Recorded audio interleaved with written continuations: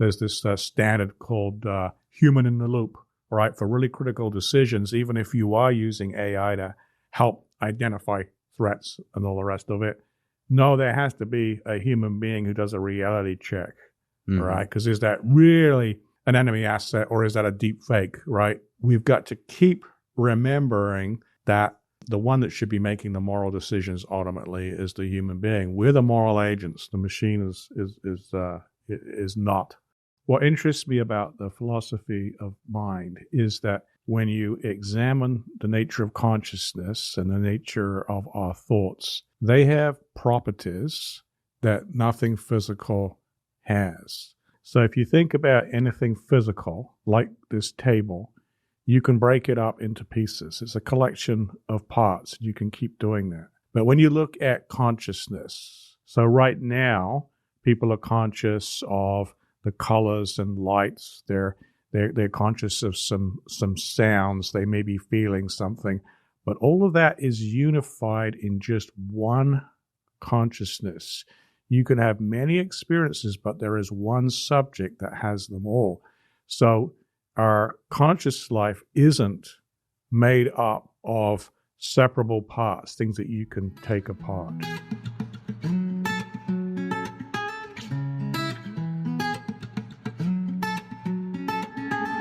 We are very excited to let you know that the Lutheran Institute of Theology, LIT, is in fact now live. So that means that you can go to lutheraninstitute.org, and there you will be able to now access our first 4 courses. So that includes the video lectures, it includes the PDF, which includes discussion questions, key takeaways, key terms, things like that, along with the quizzes and the certificates as you complete those courses. So again, you can now find those live at lutheraninstitute.org.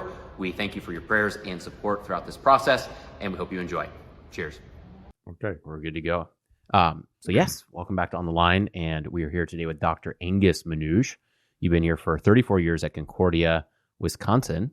Born in England, so your educational you've got some English education, you've got some American education, did your doctorates at University of Wisconsin, is that correct? Yeah, that's right. Yeah, and you've got a very interesting area of specialty. So your doctorate is in philosophy, but specifically you've been interested in the philosophy of the mind, which I can't explain exactly what that is, which is why you're going to be doing that for us. But can you maybe just explain what made you interested in this subject as a starting point? And if you want to move your mic maybe slightly in. Yeah, so what interests me about the philosophy of mind is that when you examine the nature of consciousness and the nature of our thoughts, they have properties that nothing physical has. So if you think about anything physical, like this table, you can break it up into pieces. It's a collection of parts. You can keep doing that. But when you look at consciousness, so right now, people are conscious of the colors and lights. They're conscious of some sounds. They may be feeling something. But all of that is unified in just one consciousness. You can have many experiences, but there is one subject that has them all. So our conscious life isn't made up of separable parts, things that you can take apart. That's one puzzle. Another, though, is that physical things just are what they are. You can cause them, they have certain effects, but they're not about anything else. But when you think, for example, right now, you can think about the Eiffel Tower, but it's not because the Eiffel Tower is causing you to think about it. And you can think about future events, but the future can't be causing you to think of something now. And you can think even of things like hobbits and elves, so things that no way can they be causing you to think of them. So the mind has its own set of powers. Free will is another example. When you look at a machine, given its input, there's really only one thing it can do with it, namely what it's programmed to do with that input. But when you go out to a party and there's a bunch of people speaking and you're getting all of these voices coming in simultaneously, you can consciously attend to one speaker and tune out all the others. you can choose what you attend to and what you don't attend to. And this has led to some very interesting therapies for people who have, for example, obsessive compulsive disorder, right? They keep thinking, gosh, did I lock that door? Is that stove on? Right? Well, the therapy involves becoming aware of this obsessive compulsive urge and then consciously thinking of an alternative. Well, maybe I should, instead of checking that door, read a book, right? Or do some gardening. And over time, people can break out of this phobia. And there's many other examples of this. It also works for some kinds of depression or nervous tics or something like that. You can use the power of the mind to focus on something different. So what that tells us is that the mind has an active power, which physical things don't. Now, take this example. Suppose that you were skiing in the Alps, but then there's a clap of thunder and a big avalanche comes right towards you. That big mass of snow has no choice whatsoever about where it's going. But I'll bet you're not just going to watch there passively until it engulfs you. You will redirect. You're going to get out of the way of that avalanche. Otherwise, they won't find you till, next spring. Mm-hmm. Right? So that tells you that what's distinctive about the mind is it seems to have this active power to do things, whereas physical things do what they're caused to do by other physical things. They're in that sense passive. So I wrote my dissertation actually on an area of philosophy of mind called action theory, which has to do with agency. And later on, I did a book called Agents Under Fire, which was a kind of a critique of the materialistic theories of mind that turn human beings really into just organic machines. And said, no, this can't be right, because there are powers of the mind that we are all aware of, which are more than a computer can do. Because again, computers are passive. Given that input and their instructions, there's really just one thing that they're going to do as a result. But we see plenty of evidence that we can have the same data and choose to respond to it differently. An example of that, going back all the way to Stoicism, not that I'm recommending that, but Epictetus, the great Stoic philosopher, pointed out that, when people say things of you that you don't like, you always have a choice as to how you react to it. Do you let it get to you and upset you, or do you just say, well, that's what this person thinks, but they don't know the truth, and you don't? So those are a number of the puzzles about the mind and reasons to think that the mind is fundamentally different than anything mechanical. How does the materialist, which is, I've heard it, under the evolutionary theory. Certainly, I don't know if those are directly connected, but one might have preceded the other. But so how did they go about thinking about the mind that you would say they have gone in error?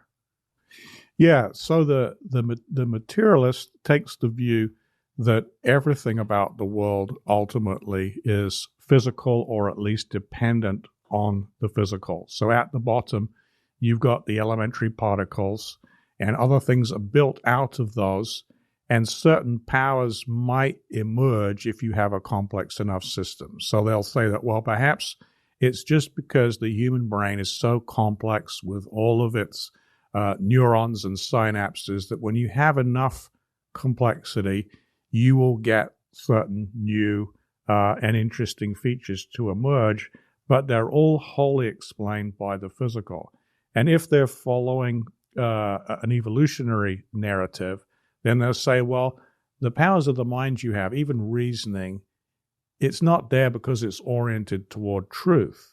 It's there because it will provide characteristics that will help you survive. And a number of the evolutionary thinkers, like Steven Pinker at Harvard University or Patricia Churchland, are very open about this, that process of natural selection is not oriented toward truth, but only survival. Because what keeps you alive, if there are ravening lions who want to eat you, is just that you get away from the lions.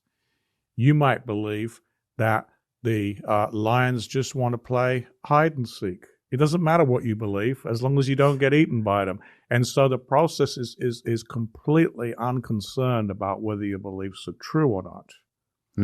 Whereas there I'd say, well, out of a biblical view, God gifts us with certain characteristics. You know, you think about what Luther says, first article of the Creed, right, where we thank God for our reason or our senses. Well, those faculties are given to us for a purpose, and they're truth-oriented. We can find out the truth about the world, right? We're appointed to be stewards of the world. Well, God would not appoint us to a task that it's impossible for us to do. So although, of course, we've got the concern about sin and we can misuse our faculties, all this is true, nonetheless, there is a bit more optimism about our ability to discover truth. Mm-hmm. How would someone from that materialist mindset think of something like love? Yeah, they would generally try and say that love must be there because it conferred some advantage on our ancestors. So if they're thoroughly reductionist, they're going to say that in the end, what love is about is making sure that genes are propagated. It's all about survival and reproduction. And of course, that might be a plausible explanation of some aspects of love. But then you think about what C.S. Lewis said about philia, friendship. It's like, well, he said, friendship doesn't really in itself seem to have any survival value, but rather, he says, it gives value to survival. In other words, it's something extra. And likewise, you think about the love that somebody has for a great symphony or a great work of art. That's got nothing to do with surviving swamps or alligators or anything like that. So that we can kind of see, if you think broadly about loves, Augustine said that all of our desires can be regarded as loves. There's all kinds of things that we have a love for. We may have a great love of our country. We may have a great love of virtues, or of things, higher things that seem to be divine. None of those things is really directly oriented toward survival. So it doesn't give a plausible account of all the kinds of things that human beings, in fact, love. Particularly, by the way, when the person is willing to be martyred because they so love the truth and they so love something that is good, they're willing to die for it. Well, at that point, that clearly is not going to benefit their offspring because they're not going to have any. Yeah. Right? So you can see there's some problems in this neck of the woods. So can you kind of paint what your response to that type of thinking is? Like, so in other words, from your understanding of, I don't know what the term would be, but in your philosophy of the mind and kind of your dissertation work, yeah, what is the manifestation of love in our life from your perspective?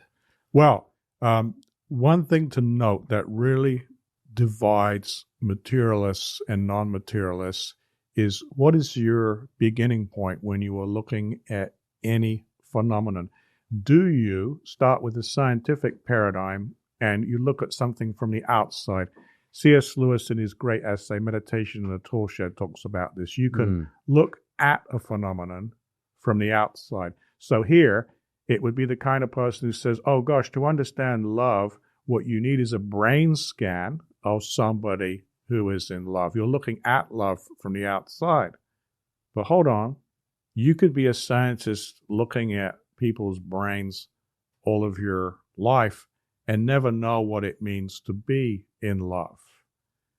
And so what's missing here is the intrinsic character of it. The same thing is true in pain, right? For a while, there was a school of philosophy called functionalism that said that, what it is to be in a mental state is for you to be in a state that plays a certain causal role. So take pain, right? Well, generally, in a case of pain, there will be something which is going to cause bodily damage, like you're about to touch a red-hot stove, And there's a response where you try to prevent that aversion, or you cry out or something like that. Oh, so maybe pain is just what does that.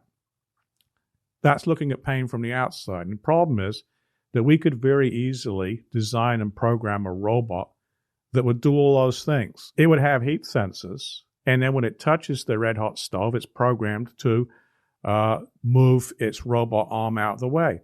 The problem is it isn't in pain. It doesn't feel pain. So the difference here is between the outside view that looks at love or pain from the outside and the inside view, which says, what is it like to be in love or to feel pain? And that is known in philosophy of mind as the study of qualia. Qualia are these the subjective experience of what it is like. And it goes back to a very famous paper by a philosopher called Thomas Nagel called What Is It Like to Be a Bat? And he says, well, look, we now know how the bat gets about. It has this very sophisticated echolocation system. It's basically sending out sonar, and it can build up this sort of picture of where things are. And that's why on a summer's night, a bat can come, 2 inches from your head and it won't actually hit you, right? Well, but even though we know that, ask yourself this, do we know what it's like to be a bat? And we suddenly think, no, we don't have a clue. We don't know what it's like to experience the life of a bat because, of course, we're not a bat. So the critique of the non-materialist is that the materialist is really kind of changing the subject. The materialist is talking about our behavior and about causes and effects, but there is also the intrinsic character of what it's like to be in a mental state, to actually feel or experience something.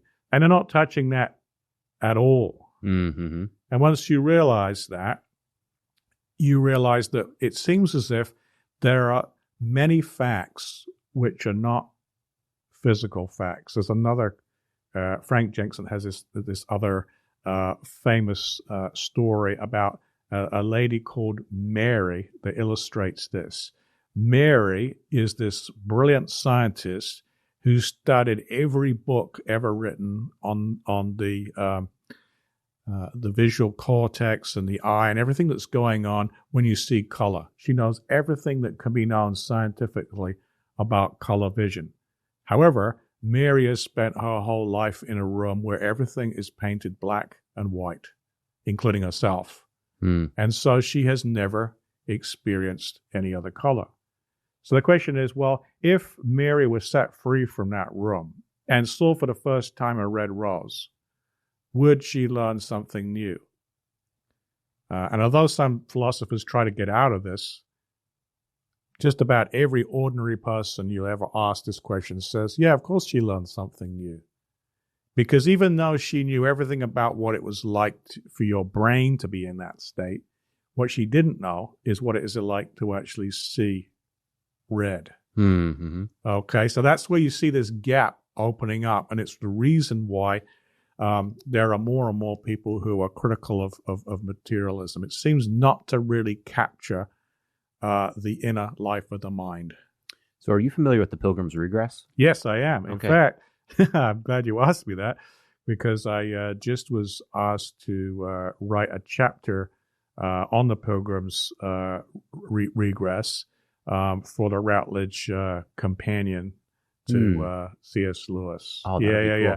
I actually love that book because it was the first autobiography that Lewis wrote right after his conversion, and long before he wrote his more famous one, Surprised by Joy. But it's a gem for philosophers, because the Pilgrim's Regress really goes through all the different worldviews that he had at one time accepted when he was an atheist, and then how he came to see what was wrong with them. But yeah, because there's that point in there where he's I'm trying to remember the details. So he ends up going like into the cave, and there's that giant, right? But if you remember, like the giant or whoever's kind of guarding is bullying the people because they're able to see like their insides. Yes. Right. Yeah. But when and so, and the whole point that he gets to at the end when he meets wisdom or whatever it is, right, is that she kind of reverses that, and it's like, well, what? Just because you open something up, yes, and you see it, that doesn't mean that that's the same of what it is when it's closed. Yeah. Right? If you can speak to that, and it's also kind of with the Voyage of the Dawn Treader, yes, with Ramandu, right? Those two are kind of connected. What is a star? Yeah. So if you want to speak to those, I think that's interesting. Both of those are superb examples. It's a little bit like something that my wife learned. She's an ecologist when she was in graduate school. There were some biologists who were in cell biology, and they were what they called the cell smashers. And they focused on what something was made up of. And if you can catalog all the bits and figure out how they're put together, you can say that's what it is. Well, but then you go out in the wild, and it's like, that's not how you understand what a red-winged blackbird is. You have to see how it relates to a particular ecosystem. And that is just as real, and actually, ultimately, arguably, that tells you more about what the bird is than just knowing what it's made of. And that's the same issue with Ramandu saying that even in your world, Eustace, that's not what a star is, right? Because he says it's a boiling, sort of ball of gas. He says that's not what a star is, it's just what it's made of. So it's a confusion of the composition of something, right? Various parts that are there, and the nature of it. And science can tempt us to think that, well, because the most tractable thing is to observe the brain and all these neurological correlations that are going on, and we can investigate all of those parts in great detail, that therefore that's what a human being is. And yet we know that that isn't true. The reason is sometimes called the hard problem of consciousness. This goes back to an argument made by David Chalmers. He says that there's this gap between everything that we can know scientifically about a human being and the fact of consciousness. So the idea is that you could describe someone using physics, all the elementary particles that make up their body. You could describe them according to chemistry. You could describe them according to biology and all the different cell types and all the rest of it. But none of those descriptions ever implies that there is something it's like to be you. Consciousness doesn't come up in any of those sciences. And so he says that there's just this logical gap. Given everything that the sciences say about you, you could just as well be what he calls a zombie. And so you have this, philosophers do these zany thought experiments, right? And so they imagine that there's a world just like this one, and you've been through one of these fancy, like a 3D copier, and they've copied you particle by particle, so somebody who looks just like you, except they're not conscious. Now, we think that idea, no doubt, is crazy, but Chalmers' point is it's possible because the sciences, when they give this account of what we're made of, do not in any way predict that we're conscious, that is something that it's like to be us.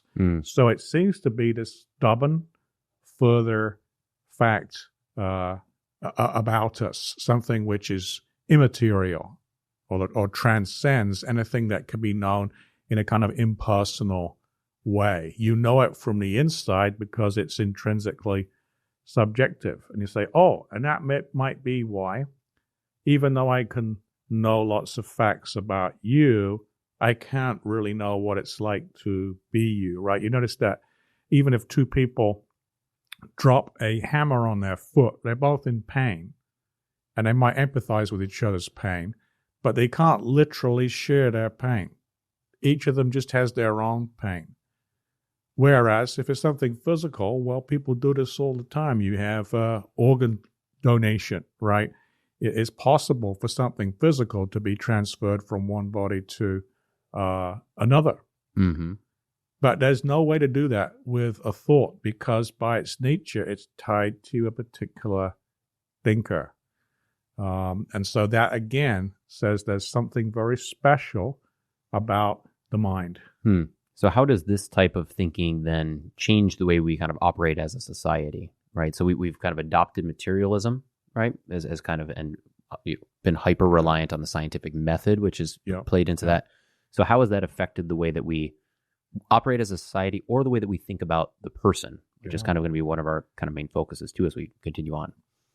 What materialism can do, if you think, and this is a quote that's been attributed to the AI pioneer Marvin Minsky, although it's no clear proof that he said it, but attributed to him is the idea that we're just machines made out of meat. In other words, that we are organic machines, and the only difference between us and our laptops and tablets is what we are made of, but that fundamentally we're the same kind of thing, machines. Well, but if we're just machines, then it seems that, like our machines, they're replaceable, right? When your cell phone gets to the point where it just can't recharge anymore, you just get another one. And so it would seem that materialism would lend itself to the view that human life is rather unimportant. It's just easily replaceable. It's not the kind of thing that's precious, because there's always more stuff like that you can get. And when it's combined with utilitarian thinking, it leads to some horrible outcomes. Because suppose somebody said, well, still we could argue, as the utilitarians say, you should make most people happy. Well, maybe you could make most people happy by using one person's body just as a bunch of spare parts for other people who needed help, right? And so then, because the total amount of happiness is increased, it doesn't matter that in the process you killed an individual. See, the individual doesn't have any special value on the materialist view. There are just all of these machines, and they're going to be valued really on the basis of what they can do. And if I could build more and better machines using some human beings as spare parts, the overall outcome would be better. Whereas hopefully we recoil in horror and say, no, but a person is not a thing. The philosopher Kant talks about this a lot in his categorical imperative, right, which is a kind of tries to capture the idea of a moral duty. One formulation of it is that you should never use a person as a thing. We should never use a person as a means to an end. So suppose it's a hot day like we had a couple of days back, right? So you might use a brick or a book that you don't like one of Joel Osteen's books, for example, right? to prop the door open, right? Mm-hmm. But it wouldn't be so cool if you used your friend to prop the door open. It's like, why is that, right? Well, because we don't think it's right to use people just as things. It's an offense to their dignity. Or if you needed to climb over a wall quickly, would say, well, fine, you could probably get some logs and make some way to get over the wall if you couldn't jump over the wall. But how about this? You see several people around and you say, well, I'll shoot them all and I'll stack them up and then I'll use them to climb over the wall.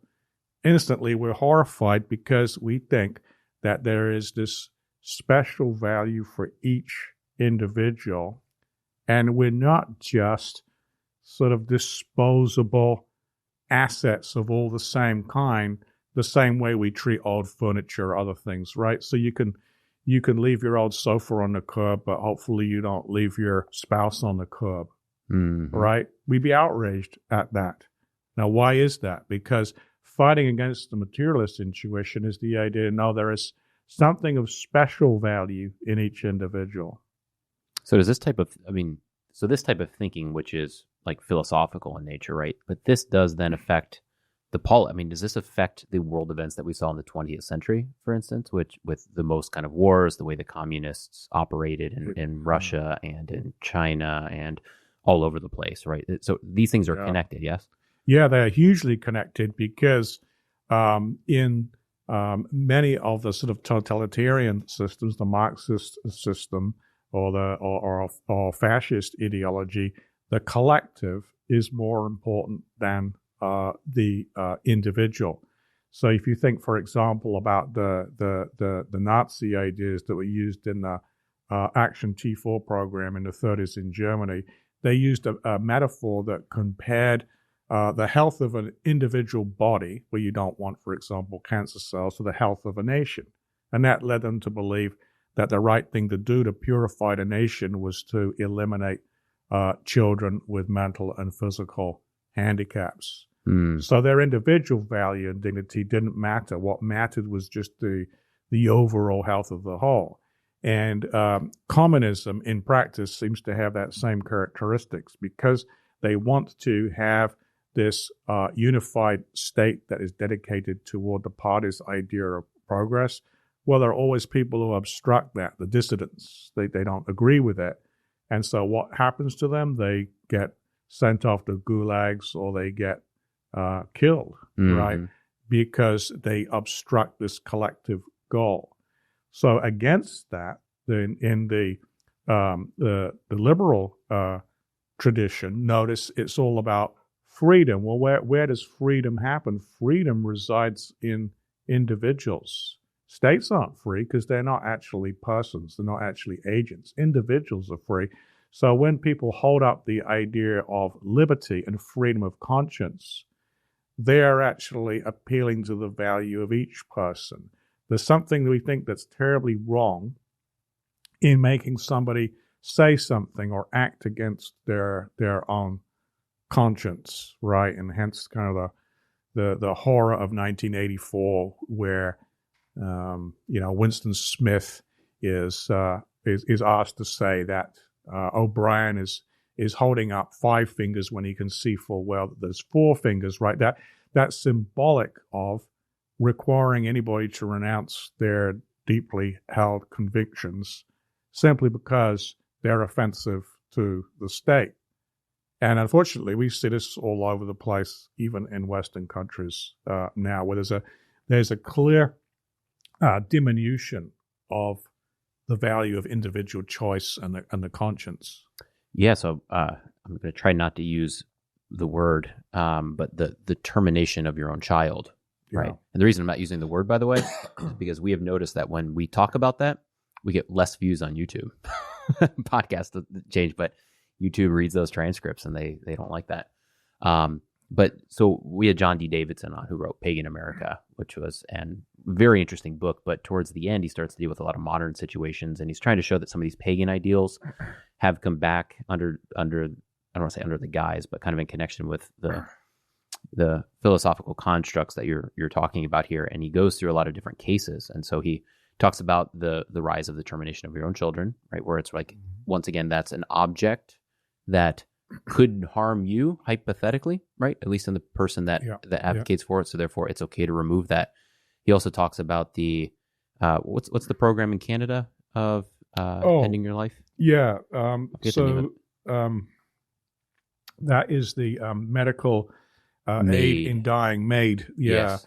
Yeah. And then he talks about a Japanese professor at Harvard who writes these, and I think it's like hundreds of thousands or even 1 million, like views on these things. But he's writing this stuff to his back to Japan and basically saying, grandparents, if you love your grandchildren, you should terminate yourself. You should do this. Why? Because that will, you're going to be now on the welfare system. You're not producing, and this is going to be a tax now on the younger generations. And he has a following in this ideology, right? So these are manifestations of this type of thinking. I don't know if you want to speak more to that. Yeah, I mean, and other examples would be just globalists who would like to see drastic reduction in the number of human beings on the earth because they see them as just a threat to the quality of life and a threat to the ecosystem. So the idea there is that in every case is that there is a collective goal which is thought to be more important than the individual. And this, C.S. Lewis noted in his wonderful, it was actually a sermon he was allowed to give despite not being a pastor, The Weight of Glory, right, where he says that, in fact, no, the Christian view is that even civilizations and nations, they're just mortals and their lives are compared to us like the life of a gnat, right? It's individuals who have this precious value because we have this eternal destiny.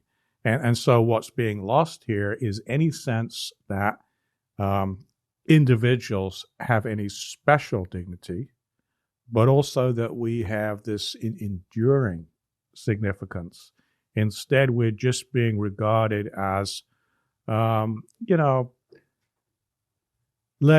that either do or do not fit a current construction project. If they do, maybe they can survive. If they don't, too bad, right?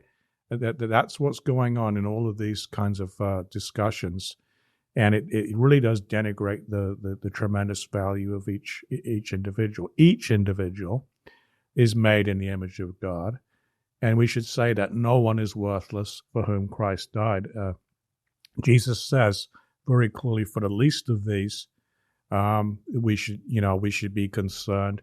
And in the context, it was all those people which the pagans that you spoke of were ignoring, because it was in the Greco-Roman world, there were rather horrifying dying heaps where children were abandoned. If people got very sick, instead of trying to care for them, people just isolated or ran away from them. It was a world in which there was not this great concern for the individual.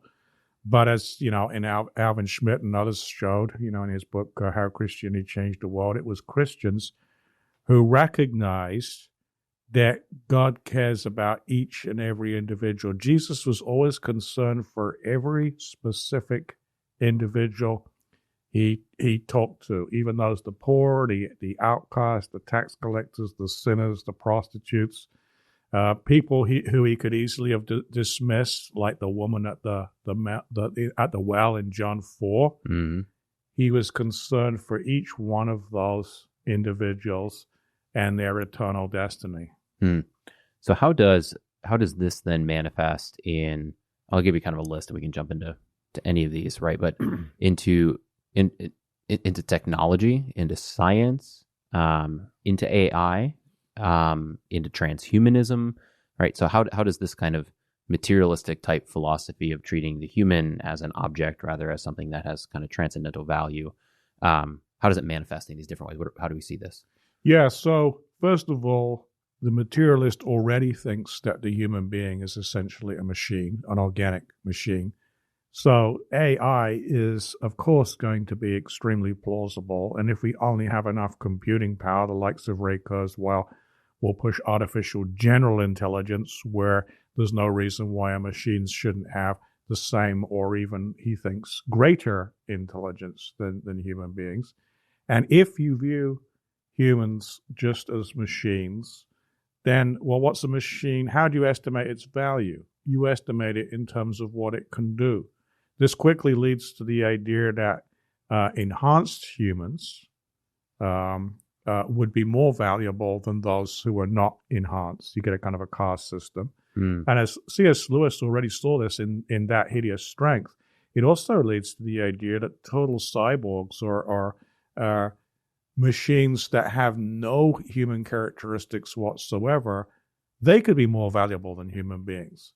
He already, in That Hideous Strength, considers that some of the scientists at the National Institute for Coordinated Experiments aren't intending to perfect man in a sort of the way that the other dystopian writers thought by genetic engineering and all the rest of it. No, they'd be quite happy to replace man by machines. This is kind of a horrifying picture. Because if all that matters is how much you can do, perhaps we can come up with machines who can do more than human beings. And at that point, human beings have got no particular reason to exist. They've argued themselves out of a job. Mm-hmm. Now, I think at this point, when people really think that through, even if they thought that they were a materialist, they start to feel a little bit uncomfortable and horrified, because I think that at some point they do know and do believe that there's something special about humans. Why do I say this? Because I have found that even many atheist materialists are quite passionate about human rights. And in fact, they bring it up. So, for example, those who are in the Freedom From Religion Foundation, part of the basis of their view is that they think it's a sort of an assault on their conscience, and they'd like to live their lives without this horrible religion stuff around them. That really is, although I think it's a bad argument, it's a human rights argument, right? They think it's an affront to their dignity. Mm-hmm. Well, but the trouble is that their worldview does not justify any special dignity. Peter Singer is really clear about that. He says that really the logical conclusion that you can draw from the materialist evolutionary picture is that there isn't anything special about human beings. Mm-hmm.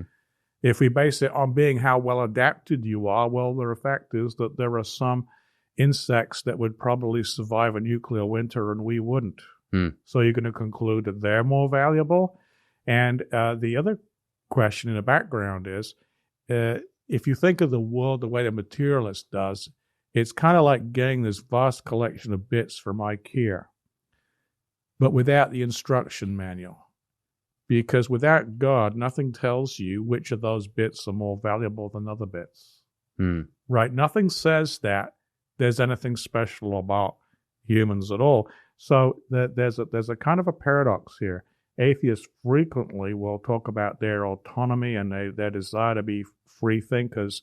These, it seems to me, are hangovers from the idea of liberty and freedom of conscience that assume that there are some things special about human beings. Mm-hmm. But their worldview doesn't justify anything of the kind. It actually leads you to believe that we have no particular value, and it makes it very difficult to see how we could possibly have free will, right? I mean, if we're just physical beings subject to the laws of nature, then how can we have any more free will than that avalanche coming down the mountain? What is the in that hideous strength? There's I forget who the character's name is, but he has kind of this vision of all dirty organic life being washed away, and he likes the kind of the illustration of the moon, right? Which is just kind of you can explain it. Right? Yeah, it's you're probably thinking of John Wither. So it's a wonderfully chosen name because he's a reductionist, of course, right? And so everything that's basically beautiful and good withers under his worldview. He really is a kind of a nihilist in the strict sense that he's got no real basis for saying that anything has any value, because all he's got left are what the Stoics and Epicureans had, the atoms and the void. Right? He's just got physical stuff moving around. And yet, somewhat inconsistently, he has this strange kind of romantic vision of the replacement of mankind. But notice what happens. There's this kind of Gnosticism. I think this is also going on in a huge way with infatuation with AI, right? Because you go back to the ancient Gnostics, they had kind of contempt for the body. They thought about the limitations of the body. And there are people who are in the transhumanist movement, like Kurzweil, who have talked about, instead of being trapped in this, body that's gradually going to fall apart, maybe I could download myself and then upload myself into a machine, and the machine could be upgraded and fixed indefinitely. And so they're actually thinking of science as an alternative mode of salvation, not being saved by God, but being saved by technology. But notice in the process, what's Gnostic about it is that they think that all there is to a human being is essentially a bunch of abstract information. Mm-hmm. Well, philosophers have pointed out, look, just because you write an autobiography doesn't mean the autobiography is you, and that literally when you die you live on in your book. And you can download all this information, a biography about yourself. If you upload it in somebody else, well, they're still them. They might now seem to have some of your memories, but you haven't been saved by this process at all, right? It's a really very, very flawed flawed thinking. And it is very different from the picture of salvation you have in the beatific vision, where we're still us. It's not that God wants to keep a lot of interesting memoirs about people, right? So he's the ultimate book collector, a bit like, was it Professor Slughorn on Harry Potter, who wants to collect students? Well, he can't literally do that, can he? Right? And so if God was just interested in us from a sort of a scholarly point of view, and he had good records on every one of us, that wouldn't be saving us. To be saved is actually to be you, and in fact to be more you than you've ever been. Yeah, that's right. It's kind of the opposite of what Lewis does with the grumble. Yeah, right? yeah, exactly. So in the Great Divorce, those who are going toward hell are the ones who somehow are losing their humanity, and he says rather horrifyingly, there's just the remains from the grumbler to the grumble, or a bit like Gollum, who used to be a hobbit but now is just this big bag of desires, like a drug addict. Right? There's no hobbit left anymore. Right? But what God wants is just the opposite, that you really fully become who he intended you to be. And so it's a perfection of the self. It's not a replacement of the self with something else. So are you scared of AI?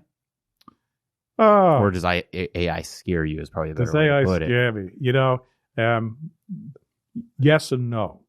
Okay? For yes, that human beings are always infatuated with their latest technologies and tend to use them unwisely for a while. That's even true with something as trivial as social media, where it's led people to estimate their value dependent on other people's reactions to them. It's led them to believe they have friends who are not real friends, right? And the worry is that we will put too much reliance on AI. We will undermine important human vocations. We will lead people to think that they themselves are no better than machines. We will wash our hands of responsibilities that God called us to have, because we'll say, well, the AI system says I should operate, so I'll operate. And then who's responsible if the operation goes wrong? The other fear is that it will lead to an atrophy of human abilities.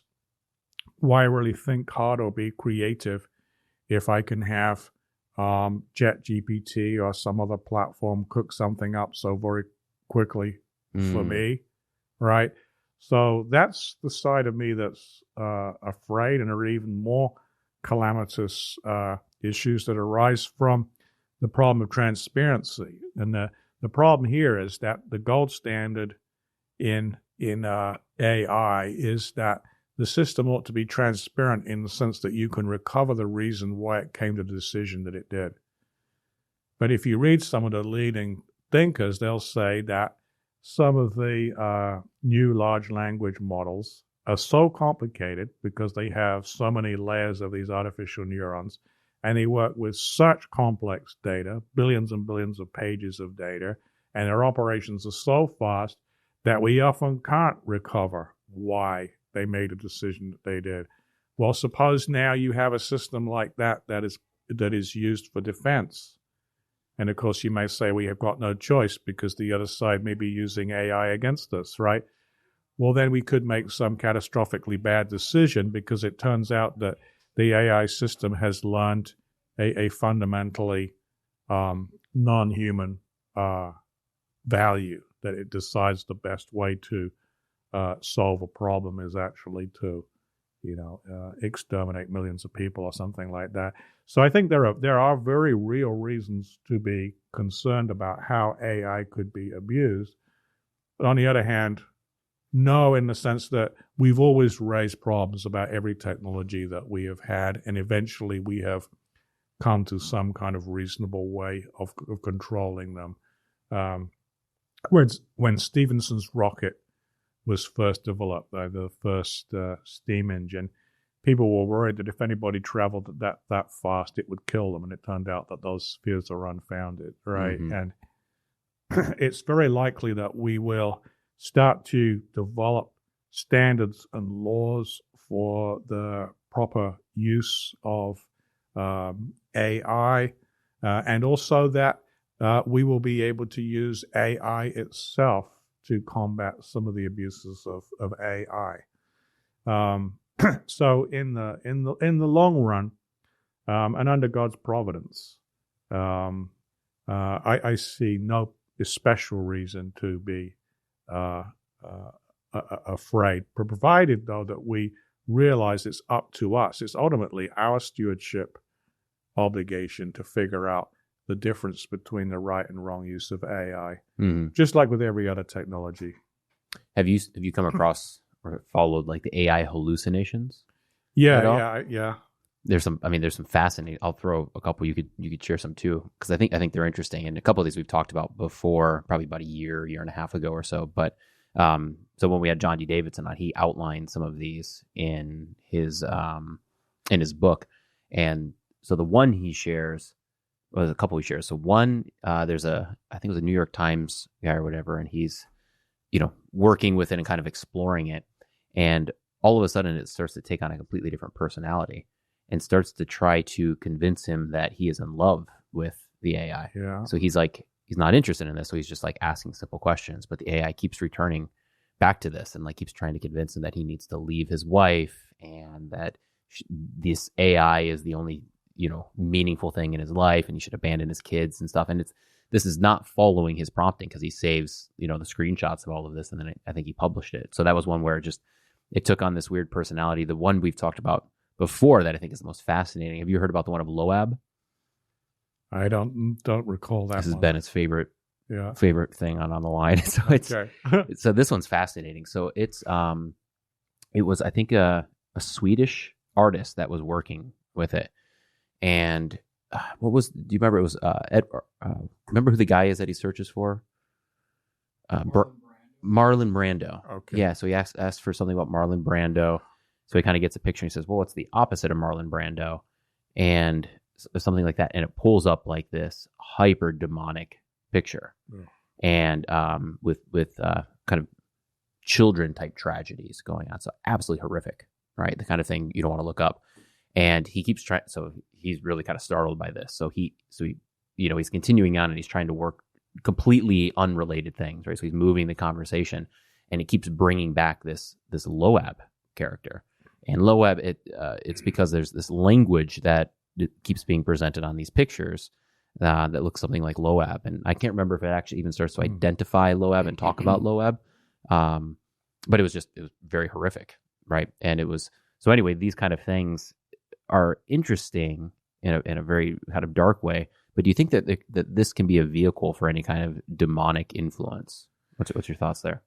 Well, when you think about it in the context of what Lewis says in that hideous strength, right? It's a kind of a parable for the modern man's. It's kind of a modern Babel, because they are trying to supersede man using science and put themselves in the place of God. But at the center of it is the head, which is actually the head of an executed prisoner, which they tell to the public is really being kept alive by science, and that's what they've deceived themselves into thinking. It actually turns out that it's being animated by demonic activity. And Lewis's point seems to be that when you have a worldview that denies the spiritual altogether, like materialism, the problem is that makes itself vulnerable to evil spirituality. And that was Lewis's consistent message. He has the same thing going on in Peril, where the scientist Weston, who's a materialist, becomes the unman and is animated by this evil spirit. So there is a concern that when we adopt this worldview that says, no, there's absolutely no spirituality at all, actually that means that we're off guard against the use of some evil spirituality. So to that extent, yeah, I would be concerned. I mean, think about it even on a more trivial level before we got to AI, the fact that some people were using social media to cause teenagers such distress that they ended up committing suicide. So technology can be a vehicle. It may be that in some cases, though, it just traces back to ordinary human wickedness. So another example that I was aware of was they trained a system to do diplomatic negotiations. And it was based on negotiations that human beings had done. Well, it turned out that the result of this process was that it created a system that was a horrible liar. Now, in that case, though, what that told us was something that didn't reflect very well on human beings, and that is that human beings are negotiating, tell lots of lies in order to get deals, right, and make agreements.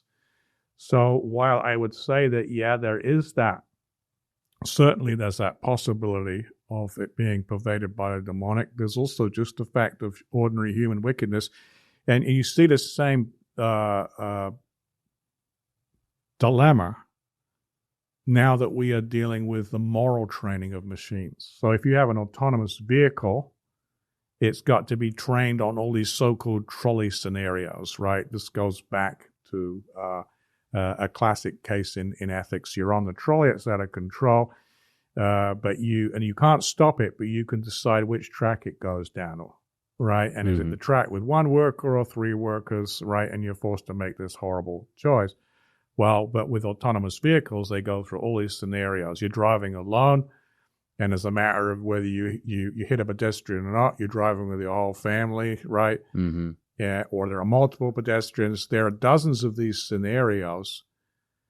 But the concern that you still have at the end of the day is, yeah, but if I'm driving the vehicle and I put it on this automatic mode, and I'm suddenly in that situation, and it decides for whatever reason to drive right over a little girl, is that something that I could possibly live with?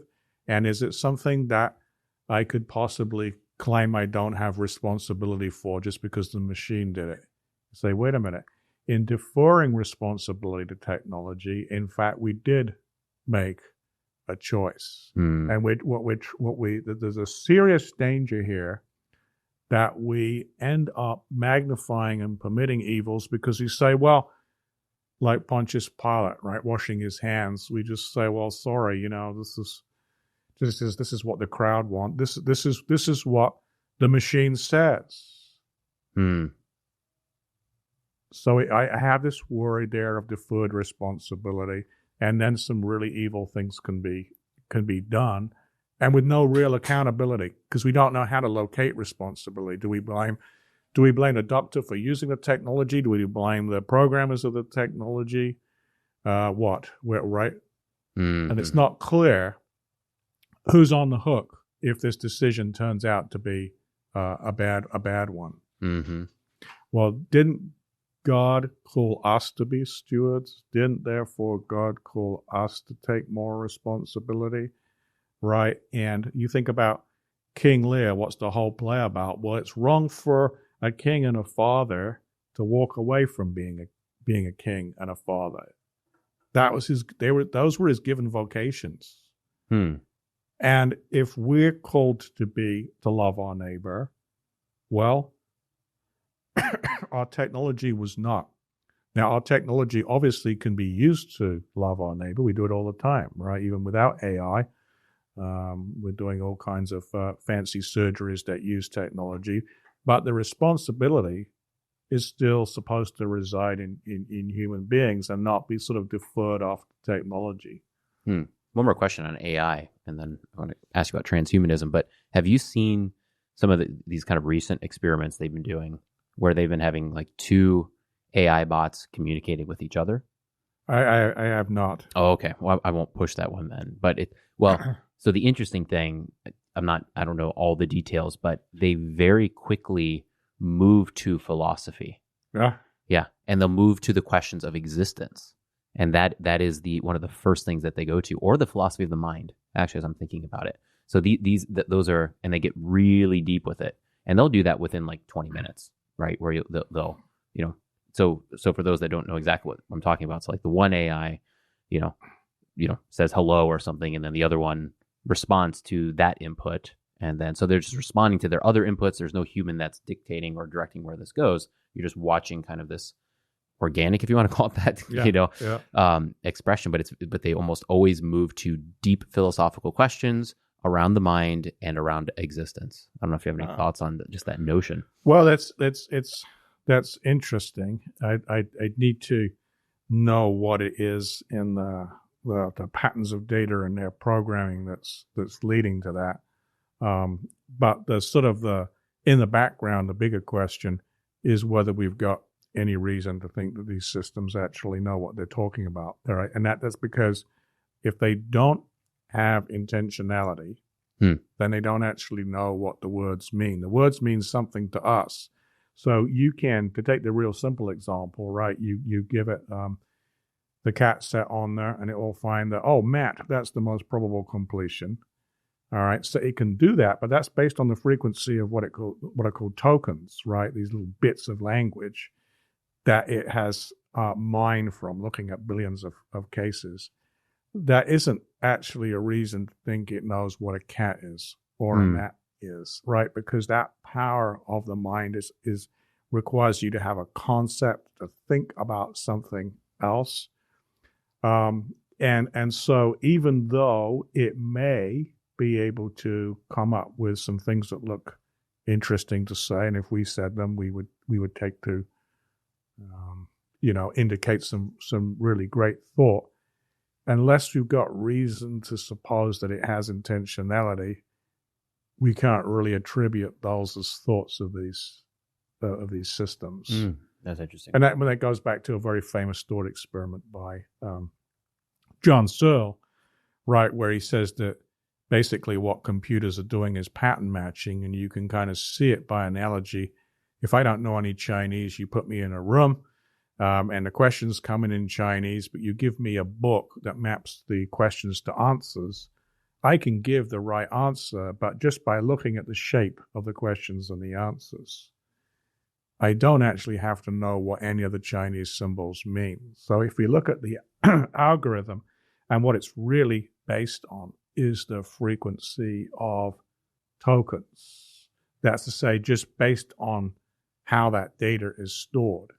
It doesn't actually have to know what any of them mean. So we'd have to have some reason to think that it grasped the concepts that are behind those words before I could say that we were, it was really developing thinking.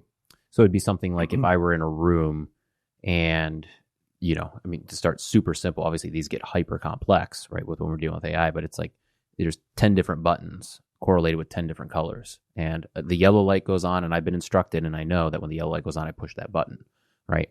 So in other words, I can be completing the tasks with great efficiency, but I don't know that on the other end, those things are presenting treats to people and then shocking people or something of the sort, right? So I don't have the concept of what is really taking place because I'm in a room and I can't see that, but I can successfully, do the outputs. Yeah, right. And so that's the concern is whether it seems as if the machine as a machine is defined by its instructions, and it's kind of trapped within them.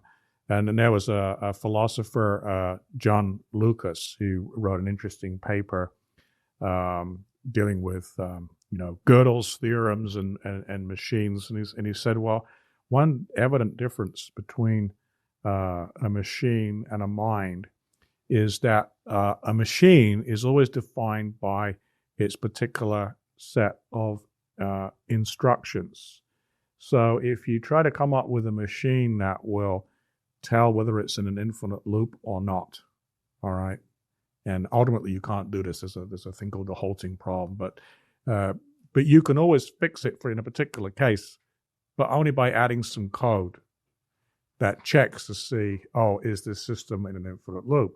But once you add code, you now have a new machine. So you don't solve the problem for the original machine. You just have a different machine.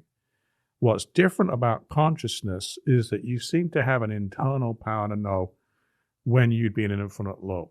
Okay, so I have a mischievous colleague who, in one of his books, in the index, it says infinite loop see vicious circle, and then vicious circle see infinite loop.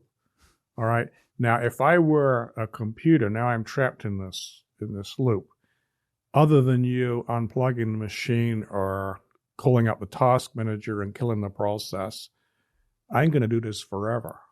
But a human being doesn't, because a human being is aware of where this instruction is going, right? Otherwise, my colleague would be, guilty of murdering people by starvation, right? Because once you start reading that, right? I can't stop now, right? But we do. Why? Because in addition to our instructions, you're aware of them. That's why it's a rather common occurrence that people will see a list of rules and they'll just say, well, I'm not doing that, right? I mean, so it's the basis for something which can be disobedient in us. It can be a bad thing, or it could be a good thing because we recognize that the rule is ridiculous. Maybe it's the rule of a dictator, and I should be turning in somebody who disagrees with the state and say, no, I'm not doing that. The machine, however, must, by its nature, follow its instruction set, because that's what defines the machine. And if you change the instructions, you just have a different machine. We, however, it seems, we can choose to follow or not follow instructions. And it goes back to this issue of free will. Remember what Lewis says in Mere Christianity, right? There's a natural law in the sense of the laws of physics, and objects don't have any choice about following that. But we were talking about the natural law as the moral law. This is a different kind of law. It says I ought to love my neighbor. Well, sometimes, alas, I don't, right? And so I abuse my free will, and I go against that instruction. So the very idea of ethics seems to imply that we have a choice. We hold people responsible for making the right choice or the wrong choice, all the while aware that, yeah, they knew the rules. That wasn't the problem.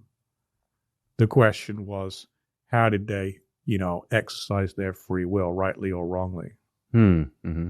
Can you speak to, because I'm still interested in this technology area. So, and you can refer to an area, there might be better examples out there that I'm just not aware of, but, Tolkien certainly gets into this kind of throughout his trilogy, so, back through the Silmarillion and such, right?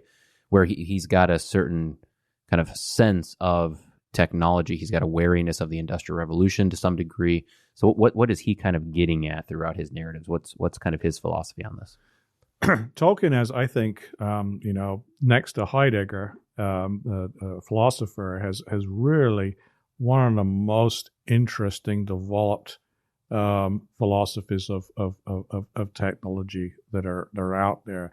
He wants to call attention to, in effect, a kind of a Faustian bargain. We're always saying, wow, yeah, my car can do this new thing or that new thing. All right, and so we appear to notice its benefits. But what Tolkien points out to is that there is a diminution of the powers of the individual the more that we come to rely on technology. And this develops out of a very old critique, going all the way back to Plato's Phaedrus. There's already the concern that, well, if people start writing everything down, their abilities to memorize will decline. Mm-hmm. Just like the modern student who says, yeah, I know it, it's on the internet. Oh, yeah, so actually you don't know it, right? Yeah. and so that we have to be very careful about the costs that are involved in effect deferring powers to our technology. Will that mean that some powers that we should have, because they're good gifts, and they're, in particular, he's concerned about those gifts that especially image God, subcreation, right?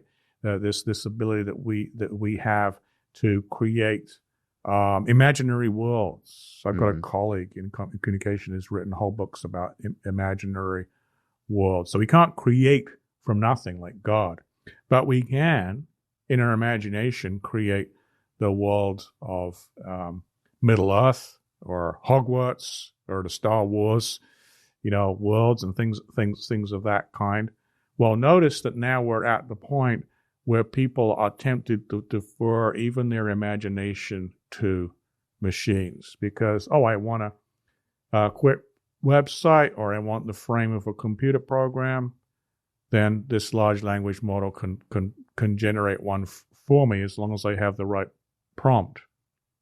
Problem is that then you may have people who really don't know how to create sound code or to understand what it's doing anymore.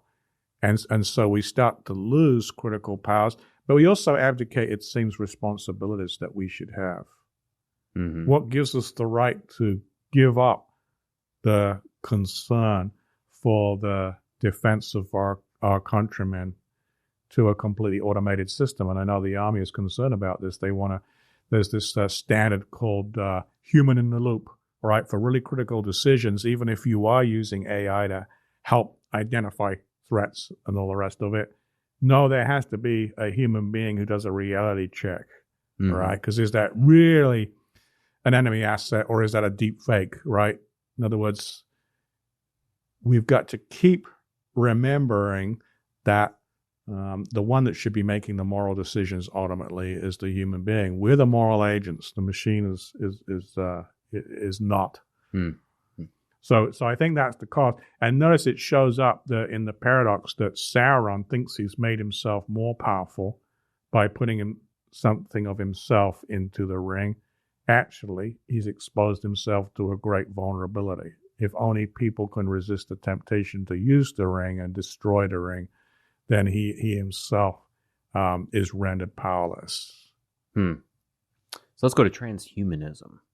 Okay, so what's going on with transhumanism today, and then maybe we can unpack why that's the case. Transhumanism is a very complex subject. One of the earlier sources that mentions that term is an essay by Julian Huxley, although there are others before him who may have indicated the idea. But the idea is to somehow go beyond the given biological human in some way or another. And there are multiple scenarios. One is simply to use genetic engineering to perfect human beings. So you've got things like CRISPR, and you've also got now there are some of these epigenetic editors which don't alter the genes, but they alter whether genes are switched on or off. So one approach is just to try and improve on the human, eliminate defects, maybe enhance us by giving us new abilities, but still primarily a biological human being. Next iteration is to start integrating technology, which can already be done. So there was a couple of years ago, you could get these implants that would allow a human being to hear ultrasonic, just like a bat. And there's a project underway that would allow people who are, in the normal sense, blind to see infrared. And so getting beyond, even if you've got damaged sense organs, it may be possible to use the relevant part of the brain, right, the visual cortex or the auditory cortex, and give people some of those abilities back. So it can be used in a restorative way. And, we're already doing that with people coming back from veterans from wars, right? And then we've got very sophisticated prosthetic limbs where they can actually, the individual can learn to govern them through their own nerve signals, right? So that's another iteration. Then there's the idea of going kind of the full cyborg and starting to integrate more and more technology to give you enhanced powers. So instead of just restoring or healing things that had gone wrong, you now say, well, wouldn't it be interesting if you had the super soldier or somebody who could do other things, right? So, for example, if you would integrate, wings or a jetpack or something into some individual, right, and they could do all kinds of things that they couldn't do unaided, So that's the kind of the technological and enhancement side. What's your thoughts on that? Do you have any issues with those things, or? Yeah, it all depends on why we're doing these things. I think that it's a natural to suppose that we'll continue to do restorative treatments. And I think certainly that it's great the progress that they have made with prosthetic limbs, and if they can give even some version of sight to people who are blind. These all seem to me that falls within using technology to help our neighbor restore functions that they should have. What's very different, though, is when we start going down the road of enhancing or improving. So right now, with CRISPR, for example, there's been some work where it can be done somatically, which means it only affects the individual it's done on, and so you might be able to help an individual resist some disease that's been developing in their body. And the germline approach that will actually then affect their children and theoretically the future of mankind, right? And that has generally been banned in part because they're so worried about, well, we don't even know what we're doing if we change the human genome that much in the human genome pool, but also because in some experimental studies that they did with, animals, they found that what CRISPR does is it identifies a gene sequence, edits it out, and replaces it. The problem is that in addition to the targeted change, there were tons and tons of non-targeted changes. So it's not laser focused on doing just what you want. Do we actually know what all of the human genome does? No, we don't. And it's incredibly complicated code. And many of the genes, just like an instruction in a computer program, can affect many, many other things. Many of these genes have multiple impacts. So we might think we're fixing this problem, just like, I'm going to fix your program, and I mess up something else that I didn't know, right? We've got real concerns there. And it might even, some of it might be instantaneously noticed, but some of it might not be, right? I mean, some of it could even take generations to manifest. It could, because there are around the coding parts of the gene, there are tons of these other areas which just deal with whether a gene is switched on or off. In fact, that's the majority of what exists in DNA. And that can happen. That something can lie dormant for years and then be switched on. So when a child develops, for example, certain things are switched on at certain phases and then they're switched off because they're done. So just because it isn't doing anything right now doesn't mean it couldn't do something, in the future, and also in combination with some other genes. So as you go down through history and people have children and they have children, there are so many combinations. You wonder if it's really even possible for human beings to forecast what the consequences are. But in the background, what disturbs me the most is just the idea that then we're starting to think of ourselves as technology. We're not really distinguishing between the human and the machine. That is what leads to the final step of transhumanism among the extremists who want to replace organic life with non-human machines altogether. Mm-hmm.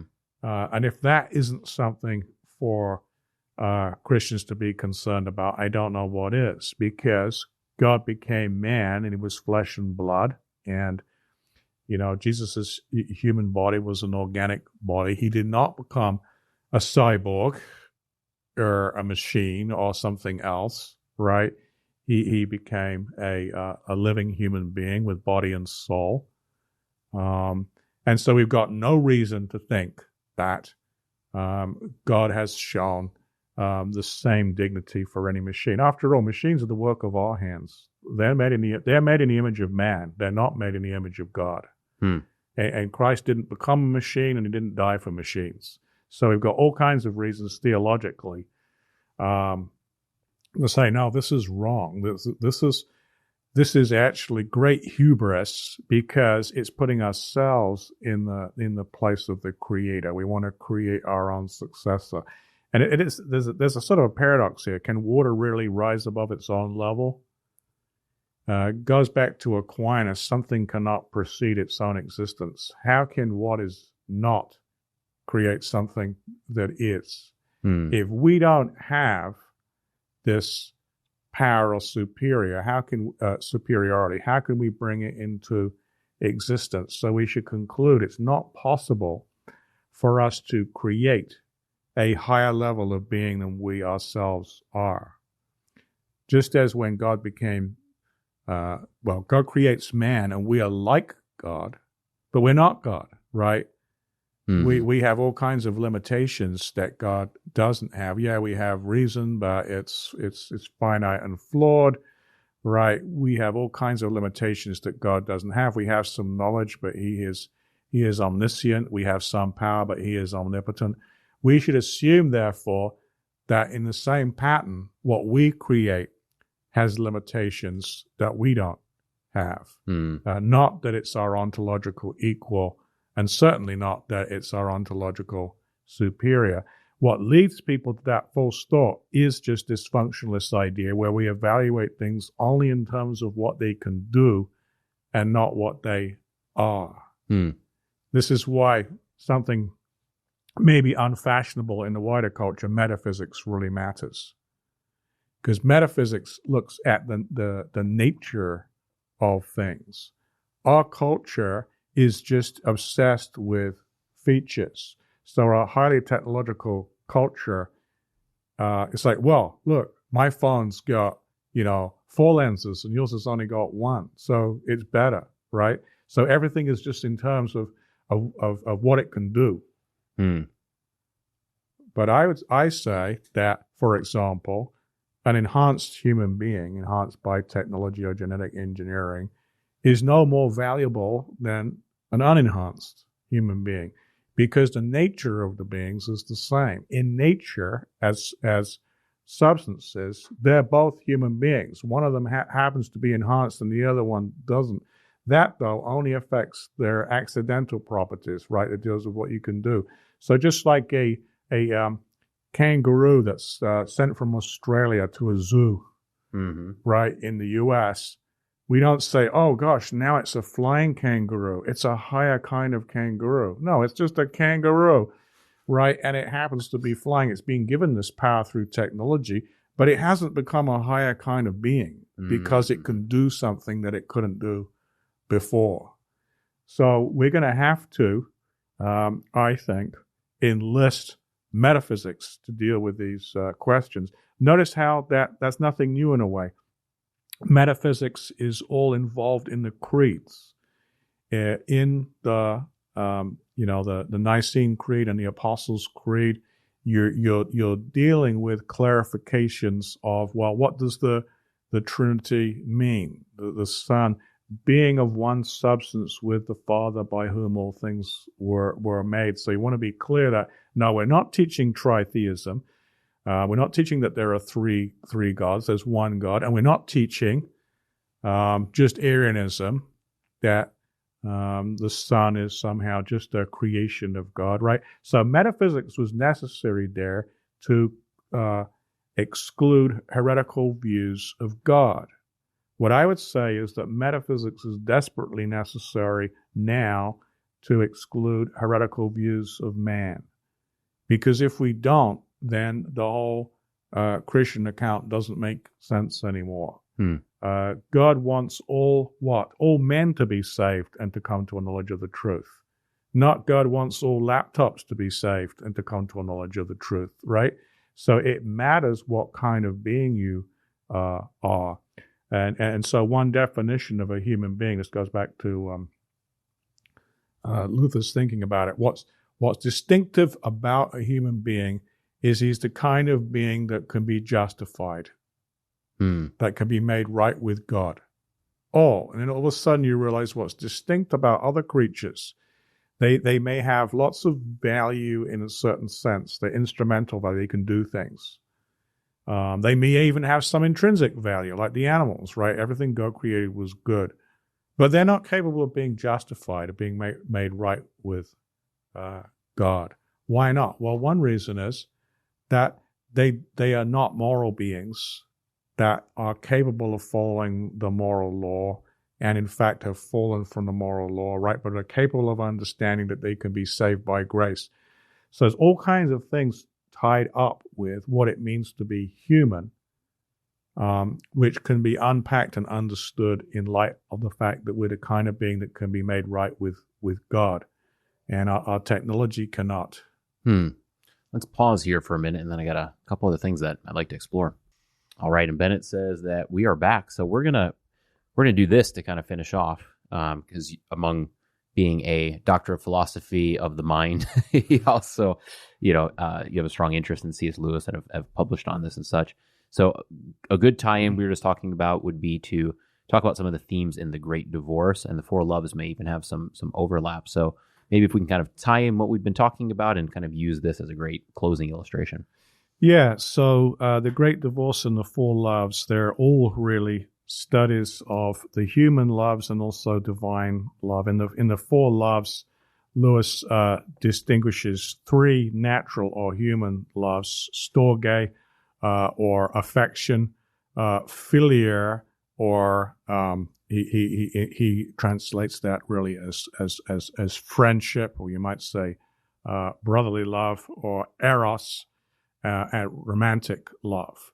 Those are natural loves. Somebody doesn't have to be a Christian to have those kinds of loves. But above them is divine love, agape love, or caritas in the Latin. And Lewis's thesis is that all of these loves, although they have something good in themselves and to some degree they can resemble divine love, can be turned wrong. And he illustrates that in The Great Divorce. You have an individual who thinks that her love for her husband means that she can always control her husband, even though he's actually making his life terribly miserable.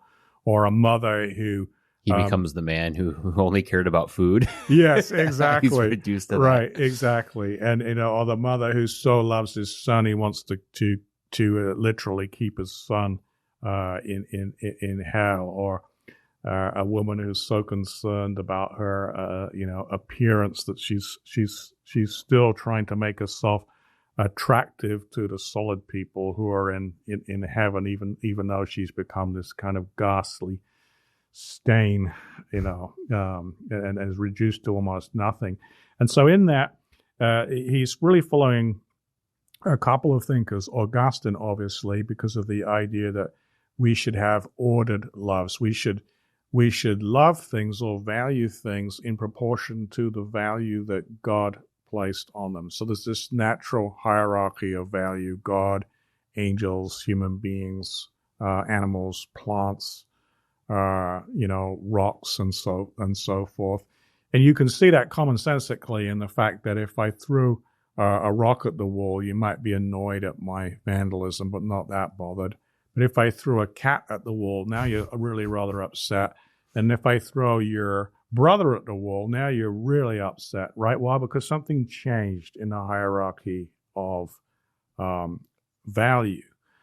All right, so that we can now apply this idea of ordinate or inordinate loves. Ordinate loves are ones that agree with the value God placed on things. Inordinate ones are where we value something that's less valuable to God more than something that is more valuable to God. A classic illustration is if you murder a person for their money, then you show that you value an inanimate, and actually rather abstract entity, money, which has got less value, more than a human being made in the image of God.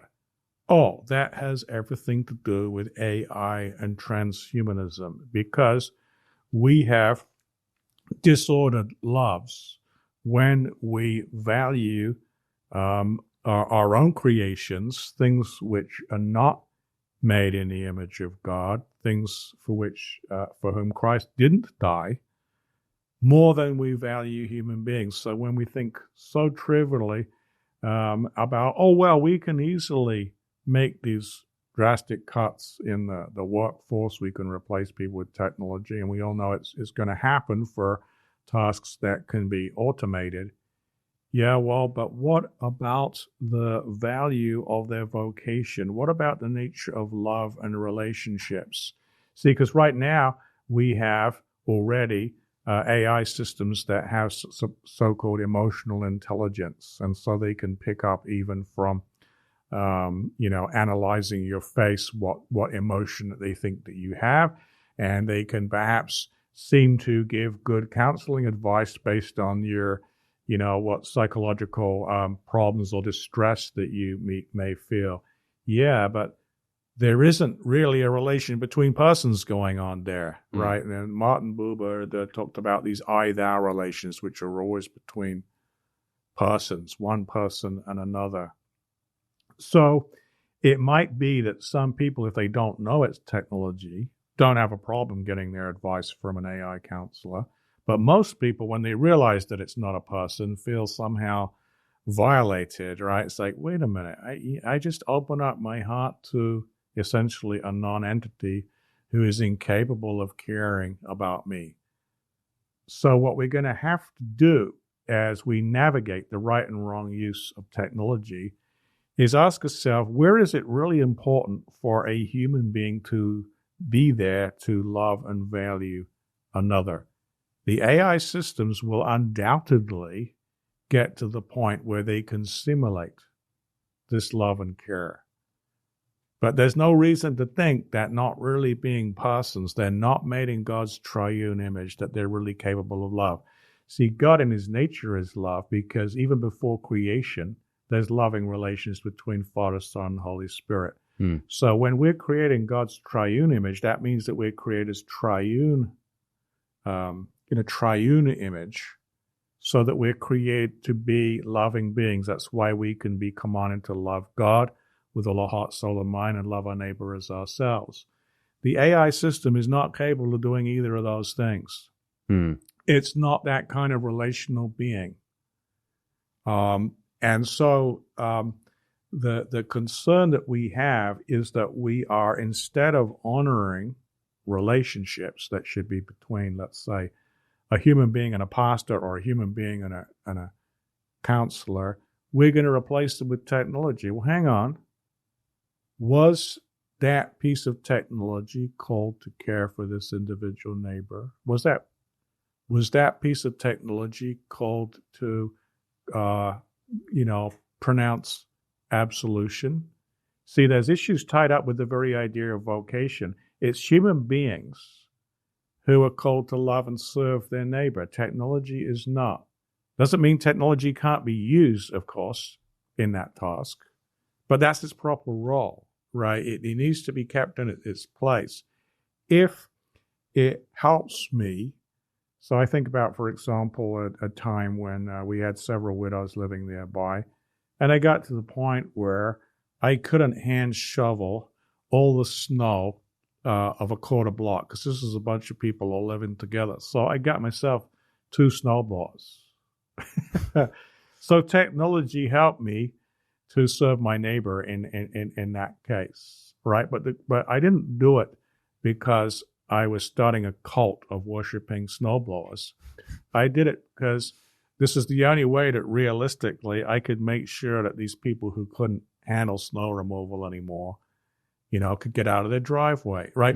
So long as the technology is being used to make life better for the individual, it can certainly be used in aid of a vocation. So the Christian is not being asked to be a Luddite and say, no, we won't use this technology. It's all bad. It's all inherently bad, right? It's like, no, but we must ask, is it serving the neighbor, or is it in fact doing the opposite?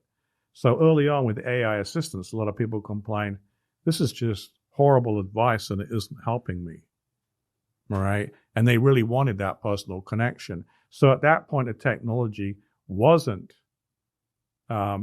helping individuals in a company serve their neighbor better. It was leading to an abdication of service that they should have been given. So I think that we have to think in terms of our scale of loves, and it should be the correct order is God, neighbor, self. The abuse of technology very quickly leads to it being the inverted order, which is self, neighbor, God. I like the technology because it makes it easier for me, and it also makes it easier for me to use other people. Oh, and if it all goes pear-shaped, well, then I guess I can call on God as a last resort, right? So it kind of demotes God to being this last resort instead of, no, that's what should orient everything that I'm doing. Is it God-honoring? Should be my first question. Or am I, in fact, having other gods before him? Some have pointed out already that there's a danger of idolatry here. Luther, in his commentary on the First Commandment in Large Catechism, says that, that anything that you seek as a place of refuge, right, or you ask all of your questions to, is your God, right? All the things that you really care about, who do you go to? Well, could it be that some people, in effect, view Alexa or ChatGPT that way, right? And at that point, then, if in fact that it's the technology in which they place their ultimate trust, then we've got a problem of idolatry. How does that connect with the, you were talking about the subhuman, the human, and then this plays out like right in the great divorce as you were talking about, and then of course the sanctified or the heavenly, person as they reach the telos. So obviously the machines themselves are subhuman and not made in the image of God, but the temptation is, this goes back to Boethius actually, that human beings are the kind of beings that can treat themselves as less valuable than they are. And we do that when we abdicate the gifts that God has given us. And we say, well, look, I don't need to think for myself. I don't need to use my own creativity. I don't need to spend the time with my neighbor. I don't need to care for them because I've got an app for that, or I've got a machine for that. And so, in fact, that's one of the ways in which we can choose to live as less than fully human. What God is always calling us to is that higher standard, right, where we more fully love God, more fully love our neighbor as ourselves. So you see in the great divorce, right, the problem with all the people in the gray town, which symbolizes what is or will ultimately be hell, is that they have made some second thing a first thing. Like there's the Episcopal ghost who was a bishop who lost his faith, but then when given a chance to see heaven for itself, he says, gosh, I have to go back effectively to hell to give a paper. Yes, right? yeah. And just like Gotthold Lessing, he's given this choice. He says, well, if I had two gifts in my hands, right, one is final truth and the other is the unending quest, what would you prefer? Oh, the unending quest, because otherwise I'm useless. There's nothing for me. So notice how that is all about worshiping our own power and not ultimately receiving the truth of God. So that the people who are in hell, always there's something else that they want on their terms that's more important to them than God. And that includes, I'm afraid, people who think that they can perpetuate themselves through technology. What would be kind of your closing thoughts on all of this as we kind of reach close? We've got a little bit before you got to go connect with your family here. So what would be your closing thoughts for us? This has been wonderful. Yeah, well, so my closing thoughts on it are that we, in order to think intelligently about technology, we first have to think much more deeply about the value of human beings. And our ultimate source here is to think more deeply about how God thinks about human beings. Why are we so important to him? We see that we clearly are. We're specially made, that God becomes man and not a machine, right? And so we have to recover a right hierarchy of values And then we need to see that the problem is that we have, as Augustine saw, we've got disordered loves, and we need to focus on rightly ordering those loves.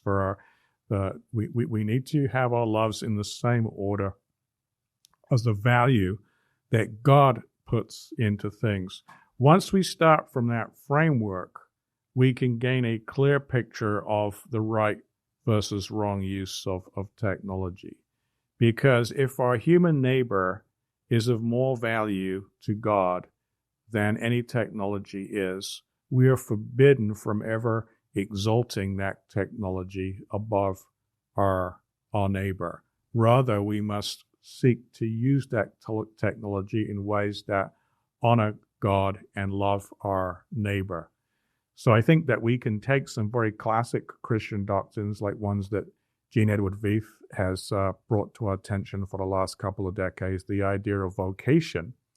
What I say is you need a vocational analysis. You should analyze your use of technology in terms of whether it helps to fulfill a God-pleasing vocation or not, whether it helps to love your neighbor or not, or are you actually deceiving yourself and really you've become infatuated with the technology itself. In other words, our temptation is to become infatuated with our own power and control, just like Sauron's ring, right? Mm-hmm. There's the part I think we really need to be most concerned about. And we're going to have to learn a very hard lesson, which Tolkien talked about. The hardest thing for human beings to learn is renunciation. It's when not to do something, right? We have this sense, well, since I can do it, I should do it, or I must do it. It's like, no, when should we say actually, no, we should not do this? Because in fact, it isn't God-pleasing and it isn't loving our neighbor. Well, Dr. Angus Menuge, this was fascinating. This is a topic that we have not really covered yet here, and this has been wonderfully done. So thank you very much for your time. Well, thanks, Brian. Thank you so much for having me on this podcast. Thank you. Yeah. Well, cheers. Cheers. Mm-hmm.